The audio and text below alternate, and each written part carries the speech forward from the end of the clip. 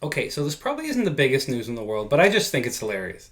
In case anyone remembers, back on November 15th, JP Morgan filed a lawsuit against Tesla saying they owed him $162 million, relating to a hedging structure they put in place for some bonds they issued way back in the heady days of 2014.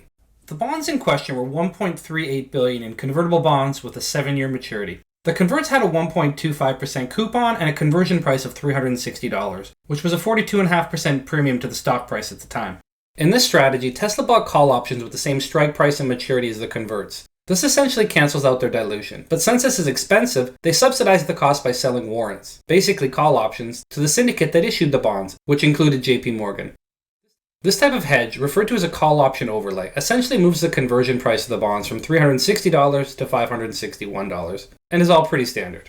The novel bits, however, are 1. Elon Musk and JP Morgan CEO Jamie Dimon really don't like each other. Like a lot. So, if they can screw each other over, they will happily do it. Like Tesla moving all its business away from JP Morgan since 2016, or JP Morgan heavily supporting Tesla rival Rivian, including covering their IPO and being the private label partner for their buyer support program, Rivian Financial Services. Coupled with some public jabs at each other in the media, it's pretty clear these two titans aren't homies. And 2, banks have a surprising amount of discretion in completely rewriting the terms of such warrant deals.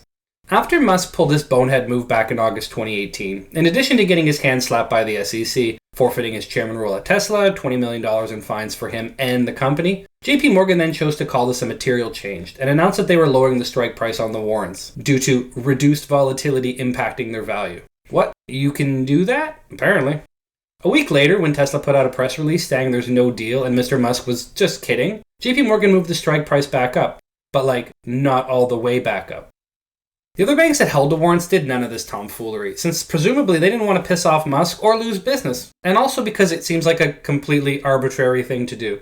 But JP Morgan couldn't care less about this, since they weren't getting any business from Tesla anyway for the above stated reasons. So, in June and July 2021, the warrants came due. Tesla paid out the shares associated with the initial deal terms, and when JP Morgan pressed for the rest, Tesla basically told them where they could shove those warrants. As stated, JP Morgan sued back in November, and we all thought that was the end of it.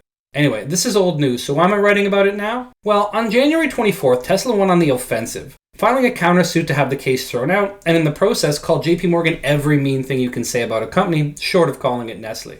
For how things will end up is anyone's guess, and we'll have to wait and see how things sort themselves out in the courts. From my perspective, though, JP Morgan is overplaying its hand here. The smell test for me is what if they treated all their clients in such a manner? And no, I'm not suggesting that every company that does a call overlay strategy to hedge has a CEO with the propensity to tweet such ridiculous things. But rather, what would happen if JP Morgan continued to use such provisions to manipulate their profitability under such trivial circumstances? The result would be not only would they find themselves quickly out of the call overlay business, but also burn most of their client relationships more broadly. That said, too often in business what is right and what is legally defensible don't perfectly overlap, so we'll just have to wait and see. Anyway, that's my quick update on the Tesla JP Morgan situation. I hope you enjoyed it, and if you did, please give it a like and consider subscribing for more informative and hopefully entertaining market analysis. This is a new channel, so every little bit helps with the YouTube algorithm thingy. I'm Ryan, and thanks for tuning into Market Lab.